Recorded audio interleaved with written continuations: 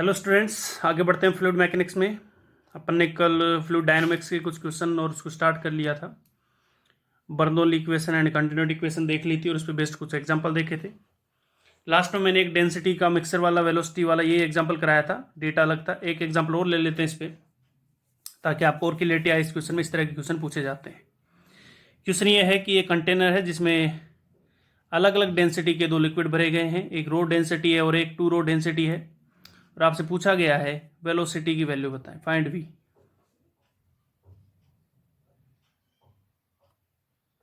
We निकाल के बताएं, ठीक है।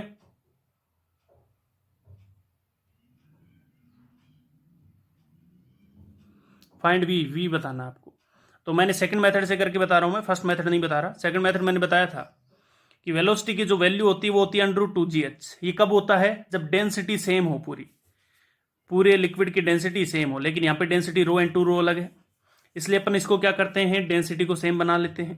कैसे बनाएंगे कि नीचे वाली डेंसिटी के बराबर ऊपर वाले को बनाना होता है। तो नीचे वाली डेंसिटी टू रो है और ऊपर वाली रो है, तो रो को मैंने टू रो बनाया तो 2 से मल्टीप्लाई करना पड़ेगा।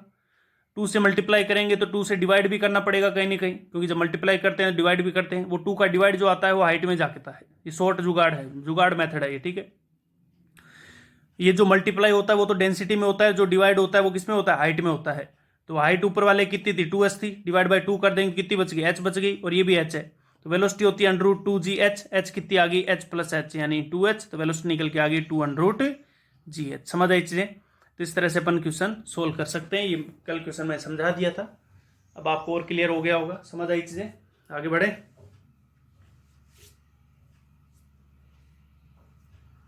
समझ आई चीज तो ये आपको समझ आया होगा। अगला क्वेश्चन देखते हैं।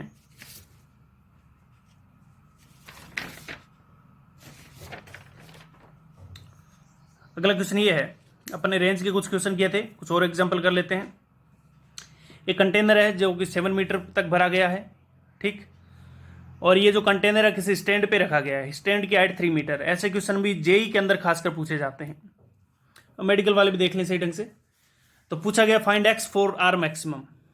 रेंज मैक्सिमम होने के लिए कंटेनर के बॉटम से होल कितनी हाइट पे करना पड़ेगा ताकि रेंज मैक्सिमम हो, ये बताना है आपको, ठीक। क्लियर बातें? तो अपन क्या करेंगे, सेम जुगाड़। ये ऐसा क्वेश्चन मैं करा चुका हूं। तो इसके लिए सबसे पहले तो इससे निकलने वाले, इस पॉइंट से निकलने वाला पानी जो है उसकी वेलोसिटी लिखेंगे। वेलोसिटी होता है √2gh। वेलोसिटी होता है √2gh, और h कौन सी होती है, जो होल है उसके ऊपर वाली हाइट। ये मैं पहले बता चुका हूं। ये हाइट अगर x है तो ये हाइट होगी 7 - x, क्योंकि टोटल 7 है, ये x है तो ये होगी 7 - x। तो वेलोसिटी तो आ जाएगी √2g 7 - x। कोई दिक्कत? और v इक्वल टू √2gh, ठीक है। टॉर्सल इक्वेशन प्रूफ किया था ना, h कहां से होता था, होल से ऊपर वाली हाइट। उसके बाद टाइम कितना लगेगा, तो ये पानी यहां आके गिरेगा, इस तरह यहां आके गिरेगा। तो ये वाली डिस्टेंस हाइट ये हो गई। ये हाइट कितनी है, x+3। ये हाइट x+3, और टाइम लगता है √2h/g। √2h/g, h क्या होता है, होल के नीचे वाली हाइट। तो टाइम इक्वल टू, टाइम के अंदर जो हाइट आती है वो होल के नीचे वाली, और वेलोसिटी के अंदर जो हाइट आती है वो होल के ऊपर वाली आती है। तो टाइम √2h/g, 2 इंटू h कितना हो गया, ये x और ये 3, 2 × 3 + x/g, ठीक। हाँ, तो ये हो गया प्रोजेक्शन फ्रॉम ए टावर। तो उसका रेंज का फॉर्मूला था ओरिजेंटल वेलोसिटी इंटू टाइम। तो आर इक्वल टू, इन दोनों को मल्टीप्लाई करेंगे तो निकल के आएगा 2√7 - x इंटू 3 + x। जी से जी कैंसिल आउट हो जाएगा, ठीक। फॉर आर मैक्सिमम, अगर आर को मैक्सिमम करना है तो मैंने पहले ही समझाया था, ये अंदर वाला पार्ट जो है मल्टीप्लाई हो रहा है तो ये मैक्सिमम होना चाहिए। आर को मैक्सिमम होने के लिए जो अंदर वाला चीज है ये मैक्सिमम होना चाहिए। क्लियर बातें समझ आ रही है? तो अंदर वाली चीज मैक्सिमम होनी चाहिए। तो अंदर वाली चीज को मैक्सिमम कैसे करेंगे, जब दो फंक्शन मल्टीप्लाई हो रहे हो, मैं पहले ही समझा चुका हूं, जब दो फंक्शन मल्टीप्लाई हो रहे हो तो उनको मैक्सिमम करने के लिए दोनों को इक्वल कर दो, या तो ऐसे कर दो, दोनों 7 - x इक्वल टू 3 + x। तो 7 - x इक्वल टू 3 + x, ठीक। इसको करेंगे तो 7, 3 इधर आएगा तो 4 इक्वल टू 2x। x की वैल्यू कितनी निकल के आ जाएगी, 2 निकल के आ जाएगी।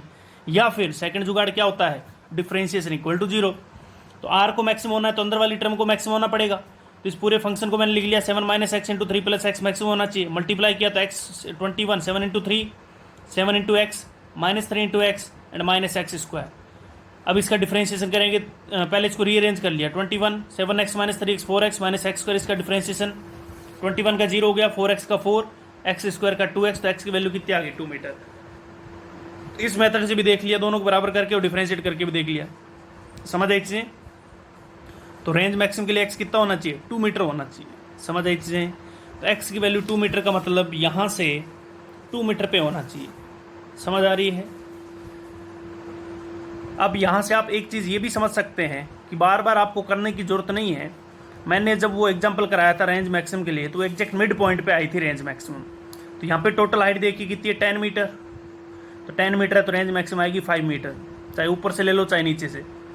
ये 2 मीटर है तो ये डिस्टेंस हो गई 5 मीटर, नीचे से लेंगे तो ये 3 + 2 ये भी होगी 5 मीटर। तो रेंज मैक्सिमम कहाँ आनी है, एग्जैक्ट मिड पॉइंट पे आनी है। समझ आ रही है चीज़ें, क्लियर है बातें? यहाँ से हमें ये भी पूछा जा सकता है कि रेंज मैक्सिमम होगी कितनी। रेंज मैक्सिमम x = 2 पे आ रही है, बट होगी कितनी? तो होगी कितनी, x की वैल्यू 2, ये जो x की वैल्यू उठा के यहाँ पे रख देंगे, तो आर मैक्स की वैल्यू निकल के आ जाएगी 2√7 - x यानी 5, 7 - 2 × 5, दिस इज 10 मीटर। कितनी निकल के आएगी 10 मीटर निकल के आएगी। समझ आई चीज़ें? तो रेंज हमारे पास कितनी निकल के आएगी, मैक्सिमम रेंज 10 मीटर निकल के आएगी, इसमें कोई दिक्कत नहीं होनी चाहिए। ठीक है, तो मैक्सिमम रेंज निकल के आएगी 10 मीटर।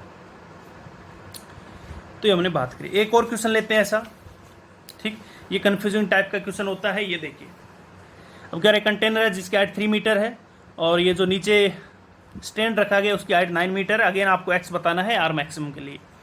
तो रेंज कितनी लिखेंगे, यहाँ पे एक होल किया गया है, तो r = 2√3 - x, ये डिस्टेंस तो हो गई 3 - x। अरे वेलोसिटी लिखेंगे पहले, तो वेलोसिटी कितनी आएगी, वेलोसिटी होती है √2gh। √2gh कहाँ से, होल से ऊपर वाली हाइट, तो ये पूरी है 3 मीटर, ये x तो आ गई 3 - x। ठीक, टाइम होता है √2h/g, 2/g × h, h कहाँ से, होल के नीचे वाली हाइट, तो 9 + x, तो ये निकल के आ गया टाइम। रेंज के लिए रेंज होता है हॉरिजॉन्टल वेलोसिटी इंटू टाइम, इन दोनों को मल्टीप्लाई करेंगे तो रेंज निकल के आएगा 2√3 - x × 9 + x। For R maximum दोनों को क्या कर दो, इक्वल कर दो, दोनों को क्या कर दो, इक्वल कर दो। डिफरेंशिएट करके मैंने भी दिखाया है, फिर भी उस मेथड से दिखा रहा हूँ। 3 - x = 9 + x। 9 को 3 को इधर लेके जाएंगे तो बचेगा 6 और x को इधर लेके आएंगे तो -2x। तो x की वैल्यू कितनी आ रही है -3। x की वैल्यू क्या आ रही है -3, यानी x आपने यहाँ से इधर की तरफ मेजर किया है। ये कह रहा है रेंज को मैक्सिमम होने के लिए होल आपको यहाँ करना पड़ेगा, यहाँ से नीचे 3 मीटर पे। तो यहाँ होल करने से कोई फ़ायदा थोड़ी होने वाला है, ये तो स्टैंड का होल होगा। रेंज मैक्सिमम करने के लिए हमें तो होल इसके अंदर करना चाहिए। तो जब ऐसा आंसर आए कि माइनस में आंसर आए, तब आपको सीधा का सीधा आंसर क्या लगा देना है कि एग्जैक्ट इसके बॉटम पे करना पड़ेगा, एग्जैक्ट इसके बॉटम पे करना पड़ेगा ताकि रेंज मैक्सिमम हो जाए। सीधा सा आंसर, यानी x = 0 इज द आंसर होगा। समझ आ रहा है? जब x नेगेटिव में आ जाए तो x = 0 इज द आंसर। समझ आई चीज़ें? इस चीज़ का ध्यान रखना भैया, ठीक है? x = 0 is the answer. Clear बातें, इस चीज़ का ध्यान रखें। मैंने समझा दिया है, इस तरह के क्वेश्चन आते हैं। अगर x की वैल्यू नेगेटिव आ रही है सही ढंग से कैलकुलेशन करने पर, तो bottom point of the container is the answer, यानी आपको होल एकदम बॉटम पॉइंट पे करना पड़ेगा। ठीक, x = 0 क्योंकि यहीं से मेजर करना शुरू किया है। टॉप से पूछेगा तो टॉप से 3 मीटर पे। ठीक, समझ आ रही है? इस चीज़ का ध्यान रखें, ठीक है? इस तरह से अपन सोल्व कर सकते हैं। अगला क्वेश्चन ये है, एक कंटेनर है, ये सही ढंग से समझना भैया, काफ़ी बार पूछा जाता है। एक कंटेनर है, ठीक, एक कंटेनर है, उसके अंदर एक होल कर दिया गया बॉटम पॉइंट पे, ठीक है? होल का एरिया स्मॉल a है और कंटेनर का एरिया कैपिटल A है। Density of the liquid is ρ और हाइट ऑफ द कंटेनर या height of the liquid is h। तो आपको बताना find time taken by the liquid to whole container empty. पूरे कंटेनर को खाली होने में कितना वक्त लगेगा ये आपको बताना है। तो आप इस रिजल्ट को याद रखेंगे, मैं प्रूफ करके दिखा रहा हूँ, ठीक है? आप इस रिजल्ट को ध्यान रखेंगे।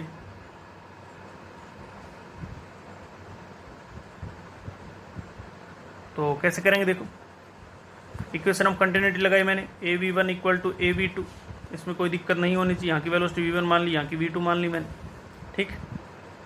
वी वन कितना होगा, एरिया इंटू ये वी टू, तो हमें पता है यहाँ से अगर वेलोसिटी निकल रही है तो ये तो रूट टू जी एच के बराबर होती है, इसमें कोई दिक्कत होनी नहीं चाहिए, उसकी बड़ी बात है नहीं।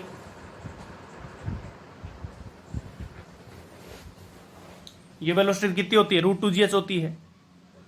और ये वी वन देखिए, ये हमें पता है कि ये जब पानी बाहर आएगा तो कंटेनर लगातार खाली होगा, कंटेनर खाली होगा तो ये हाइट डिक्रीज होगी, ये हाइट क्या होगी, डिक्रीज होगी। और वी वन है क्या, वी वन है इस हाइट के डिक्रीज होने की रेट। वी वन क्या है, इस हाइट के डिक्रीज होने की रेट है, समझ आए इससे। वी वन क्या है, इस हाइट के डिक्रीज होने की रेट है, इस चीज का ध्यान रखें।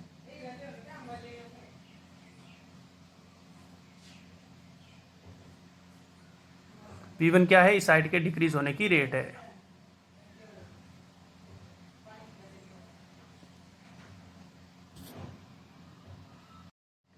आगे बढ़ते हैं। तो v1 क्या है, v1 is the change the rate of this height. तो वेलोसिटी क्या होती है, dx बाई dt। तो इस वेलोसिटी की वजह से ये जो लिक्विड की हाइट है ये डिक्रीज होगी, इसलिए v1 क्या है, dh बाई dt। आगे माइनस लगा दिया क्योंकि डिक्रीज हो रही है, ठीक।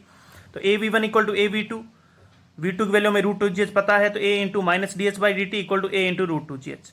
अब इसको रीअरेंज कर लेंगे, रीअरेंज कैसे करेंगे, D H by root H को इधर ले आया और सारी टर्म को इधर ले गया, इधर इंटीग्रेशन लगाया 0 से t, और इधर D H by root X, D X by root X का इंटीग्रेशन होता है 2 अंडर रूट एक्स, क्या होता है 2 under root X. 2 under root X के अंदर लिमिट पुट करेंगे तो अपर लिमिट 0 होगी, माइनस लोअर लिमिट आएगी तो माइनस बाहर आ जाएगा, माइनस से माइनस कैंसिल आउट होगा तो यहाँ से टाइम की वैल्यू निकल के आएगी capital A by A into under root two H by G. Dimension देखें तो डायमेंशन में देखें तो टाइम का फॉर्मूला अपन ने देखा था, इक्वेशन ऑफ मोशन में under root two H by G होता है, और एरिया से एरिया की यूनिट कैंसिल आउट हो जाएगी, इसका मतलब टाइम हमारा सही आ रहा है। तो ध्यान रखें पूरे कंटेनर को एम्प्टी होने में जो टाइम लगता है वो capital A by A into under root two H by G लगता है। समझ आई चीजें, इस फॉर्मूले के आप ध्यान रख सकते हैं, डायरेक्ट पूछा जा सकता है, ठीक है। इस फॉर्मूले को आप क्या रख सकते हैं, ध्यान रख सकते हैं, ठीक है।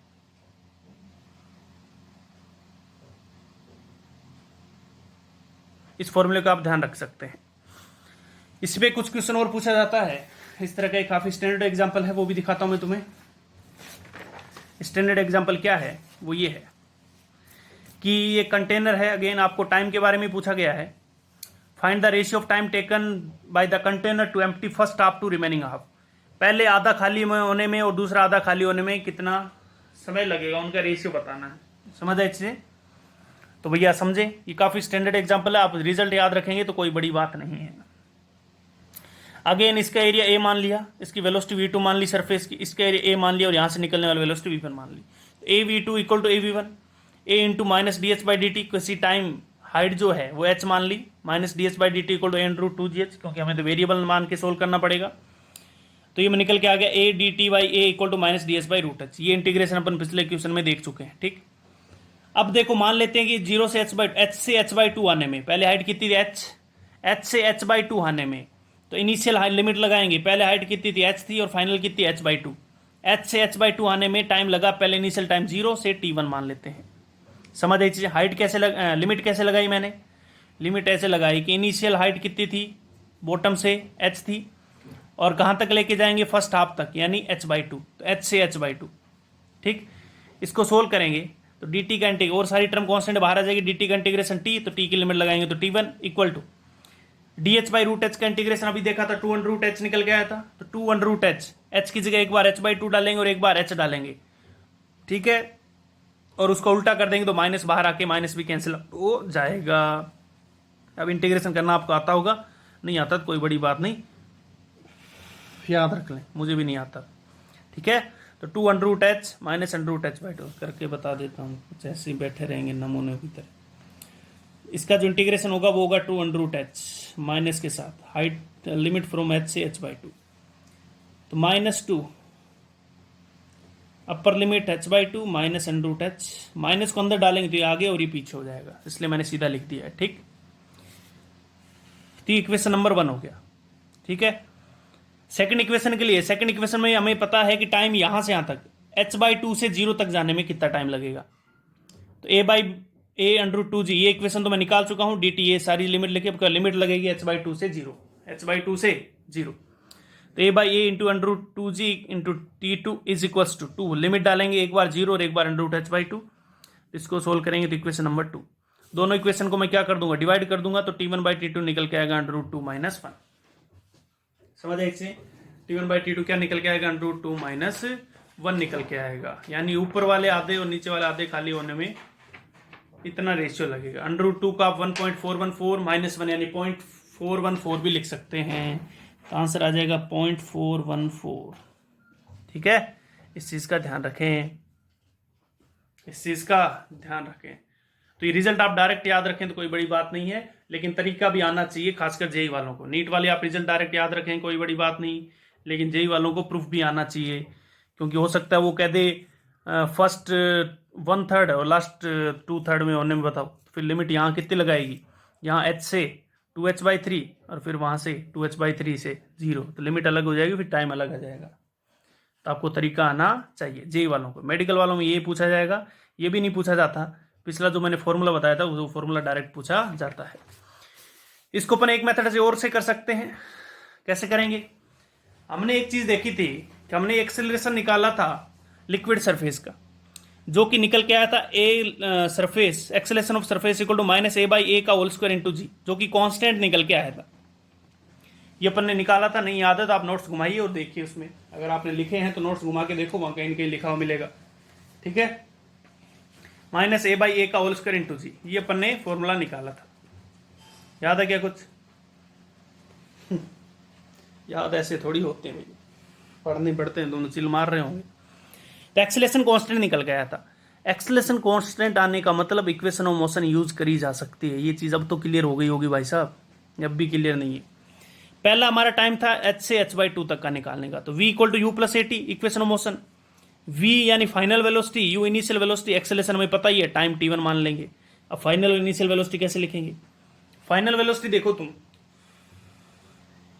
h से h/2 में फाइनल हाइट कितनी होगी, h/2, तो वेलोसिटी होती है √2gh, तो √2g इंटू h/2, 2 से 2 कैंसिल आउट हो जाएगा, तो फाइनल वेलोसिटी हो जाएगी √2gh। इनिशियल वेलोसिटी में हाइट कितनी है, पूरी h है, तो √2gh माइनस एक्सेलरेशन की वैल्यू डाल दी इंटू t1। यहां से सोल्व किया तो ये रिलेशन निकल के आ गया हमारे पास। इस टर्म को इधर ले गया, माइनस से माइनस कैंसिल आउट हो जाएगा, तो ये टर्म निकल के आए। ठीक, h/2 से 0 की बात करें, again v equal to u plus at लगाया मैंने। ठीक है, सही ढंग से देखो, again v equal to u plus at, पहले वाला समझ आया कि नहीं है? अब तुम देखो h/2 से 0 जा रहे हैं, तो फाइनल वेलोसिटी 0 हो जानी चाहिए, क्योंकि कोई हाइट नहीं है, तो फाइनल वेलोसिटी 0। इनिशियल कितनी थी हाइट, h/2, तो √2g h/2, 2 से 2 cancel out, √2gh minus acceleration, ये पता ही है, इंटू t2। तो इसको रीअरेंज करेंगे तो ये इक्वेशन निकल के आ गया। इन दोनों इक्वेशन को मैंने डिवाइड किया 1/2, तो t1/t2 का अगेन रेशियो निकल के आ गया √2 - 1। तो आप इक्वेशन ऑफ मोशन का भी सहारा ले सकते हैं, या आपको इंटीग्रेशन करना आना चाहिए। एक चीज तो आनी चाहिए, तभी आप सोल्व कर पाएंगे। समझ आई चीजें, क्लियर है बातें? इस तरह से अपन आंसर निकाल सकते हैं। समझ आई चीजें? तो ये हमारा निकल के आ गया t1/t2। ठीक, क्लियर है बातें? तो दोनों तरीके से बताया मैंने। इसके बाद एक क्वेश्चन और कर लेते हैं। अगला क्वेश्चन ये है कि कंटेनर है, कंटेनर को ऊपर से, पहले खाली था कंटेनर पहले क्या था, खाली था। ऊपर से कोई पाइप लगा के कंटेनर को भरा जा रहा है, और कंटेनर के बॉटम में एक होल भी कर दिया गया है स्मॉल ए एरिया का, और कंटेनर का एरिया कैपिटल ए है। जो पानी ऊपर से गिराया जा रहा है वो आर वॉल्यूम रेट फ्लो है। समझ लीजिए, आर वॉल्यूम रेट फ्लो से गिराया जा रहा है। Find the time when incoming and outgoing rate are equal. आने वाला पानी और बाहर जाने वाला पानी की रेट इक्वल हो जाए, जितना पानी आ रहा है उतना ही जा रहा है, ऐसा हो जाएगा। इतने के लिए आपको टाइम निकालना है, और उस टाइम हाइट कितनी होगी लिक्विड की वो भी बतानी है। समझ आया क्वेश्चन? कि कब आने वाला पानी बराबर जाने वाला पानी हो जाएगा, और उस इंस्टेंट पे हाइट भी क्या होगी ये आपको बताना है। तो हमें पता, जब आने वाला पानी बराबर जाने वाला पानी हो जाएगा, तो आप कितना भी डाल दें, वो कंटेनर की हाइट क्या हो जाएगी, कांस्टेंट हो जाएगी। तो कैसे करेंगे? यहाँ से निकलने वाले होल की रेट क्या है, यहाँ से निकलने वाला जो लिक्विड है उसकी वैल्यू क्या है, वो है AV2, क्योंकि यहाँ से जो आ रही है उसकी वैल्यू मान लेते हैं V1 और यहाँ से जो निकल रहा है उसकी वैल्यू V2। ठीक, तो यहाँ से जो निकलने वाली रेट है वो है AV2 और आने वाली रेट है R, तो नेट कितनी होगी R माइनस AV2। अरे कोई भर रहा है 10, आप मान लो किसी से पैसे ले रहे हैं 100 और आप किसी से ले रहे हैं 100 और पीछे दे रहे हैं 20, तो आपके पास कितना बच गया भाई साहब? 80 बचा ना, यानी कंटेनर में कितना बच रहा है? R माइनस AV2 बच रहा है। R वॉल्यूम रेट फ्लो ही है, एरिया इंटू वेलोसिटी को वॉल्यूम रेट फ्लो कहते हैं। तो हमारे पास आ रहा है R की रेट से और जा रहा है एरिया इंटू वेलोसिटी की रेट से, तो नेट बच गया कंटेनर के अंदर R माइनस AV2। जैसे आप किसी से 100 रुपये ले रहे हैं, 20 आगे दे रहे हैं, तो आपके पास कितने बच रहे हैं? 80। तो 80 आपके पास पैसा जमा हुआ, तो कंटेनर के अंदर कितना पानी जमा हुआ? R माइनस AV2 हुआ। ये किसके बराबर होना चाहिए? A इंटू V1 के बराबर, क्योंकि नीचे आने की रेट A इंटू V1 है। V1 को लिख सकते हैं dH/dt। अब क्या माइनस क्यों नहीं लगा रहे हैं? क्योंकि अब क्या भर रहे हैं, खाली नहीं कर रहे कंटेनर को, भर रहे हैं, इसका मतलब क्या है? पॉजिटिव आना चाहिए। तो A into dH/dt equal to R minus A into velocity कितनी होगी? √2gh। dH अपॉन ये टर्म नीचे ले गया dt/a, ठीक है, R माइनस A √2gh, यहाँ पे A भी आएगा क्योंकि A भी है यहाँ पे। अब इसको इंटीग्रेट करके आंसर निकाल लेंगे, 0 से T और ये 0 से H, समझ आए इससे? अब इससे इंटीग्रेट करना मुझे तो आता नहीं, आप मैथ में सीखेंगे, ये खासकर जेई वालों के क्वेश्चन है, मेडिकल वालों के लिए नहीं है। ये इंटीग्रेशन आप मैथ में सीखते हैं, ये क्वेश्चन आप इंटीग्रेशन सीखेंगे तब सोल्व कर लेना, मुझे नहीं आता है, ठीक है। अब यहाँ से आपसे पूछा जाता है कि H की वैल्यू कितनी है, टाइम यहाँ से निकल जाएगा इंटीग्रेट करके, H की वैल्यू कितनी है, तो H की वैल्यू कैसे निकालेंगे? हमें पता है जब आने वाली रेट बराबर जाने वाली रेट हो जाएगी तो H कांस्टेंट हो जाएगा। अरे जितना पानी आ रहा है उतना ही जा रहा है, तो H कांस्टेंट हो गया ना। H कांस्टेंट मतलब dH/dt क्या हो गया? 0 हो गया। dH/dt क्या हो गया? 0 हो गया। इसको 0 कर दो तो ये बनेगा, यहाँ पे सोल्व कर रहा हूँ, 0 equal to R minus A√2gh। तो यहाँ से बना R² equal to A² into 2gh, तो H बराबर R² अपॉन 2gA²। यह हाइट की वैल्यू निकल के आ गई, कैलकुलेशन देख लेना, H की वैल्यू आ गई R² अपॉन 2gA², सही। तो ये हाइट की वैल्यू निकल के आ जाएगी, समझ आई चीजें? तो इस तरह से अपन हाइट भी निकाल सकते हैं, कितनी हाइट पे आके वो कांस्टेंट हो जाएगा, समझ आई चीजें?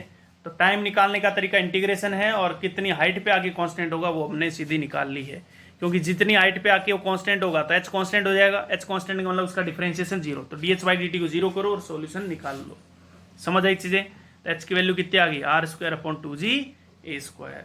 अब इसका इंटीग्रेशन अभी आपने शायद पढ़ा नहीं होगा, 12th के अंदर आप इंटीग्रेशन अलग से टॉपिक पढ़ेंगे, तब पढ़ेंगे मैथ के अंदर, फिर आप इसका इंटीग्रेशन कर सकते हैं कभी आपको मौका मिले तो, ठीक है। तो इस तरह से अपन इस क्वेश्चन को कर सकते हैं, काफी बढ़िया लेवल का क्वेश्चन है, ध्यान रखें, ठीक है। इस क्वेश्चन को देखें सही ढंग से, टाइम वाला क्वेश्चन भी देखें।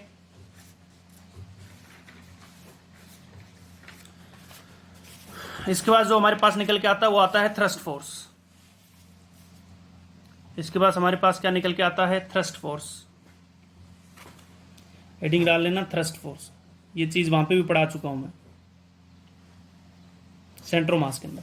थ्रस्ट फोर्स क्या होता है हमें पता है, बार बार जब लिक्विड नीचे आएगा, इस होल से जब लिक्विड बाहर आ रहा होगा तो इस लिक्विड के, ये जो लिक्विड है इस होल पे क्या दे रहा होगा? धक्का दे रहा होगा, समझ आ रही है? तो धक्के की वजह से क्या लगेगा? फोर्स लगेगा, उसे क्या कहते हैं? Thrust force.